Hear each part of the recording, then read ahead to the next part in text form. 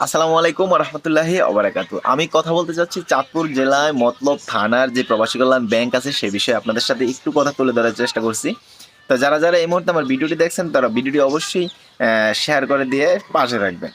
তো আজকে যে বিষয়টি নিয়ে কথা বলবো প্রবাসী কল্যাণ ব্যাংক। প্রবাসী কল্যাণ ব্যাংকটা হচ্ছে একটা সোনার হরিণের মতো। বিনা জামানতে আপনি 10 লক্ষ টাকা পর্যন্ত প্রবাসী কল্যাণ ব্যাংক থেকে নিতে পারবেন, কিন্তু কোথায় সেই কথা আর কাজ।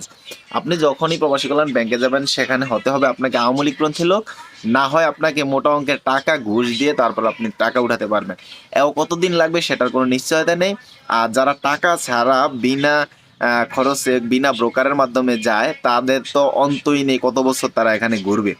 আর প্রবাসী কল্যাণ ব্যাংক থেকে টাকা পাওয়া হচ্ছে সোনার হরিণের মতো, যেটা বললাম প্রথমে সেটা।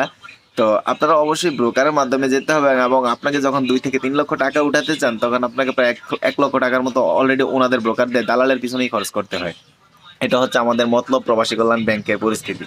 তো কার কোথায় কিরকম জানি না, তা আমাদের এখানকার পরিস্থিতি এরকমই।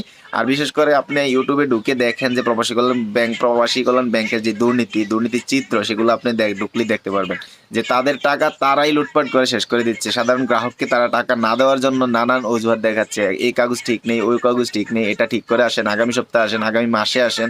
এভাবে তারা বছরের পর বছর ঘুরাচ্ছে। এমনও গ্রাহক আছে 4 বছর যাবত ঘুরতেছে ব্যবসার জন্য, সে টাকা যাচ্ছে আসলে পাচ্ছে না।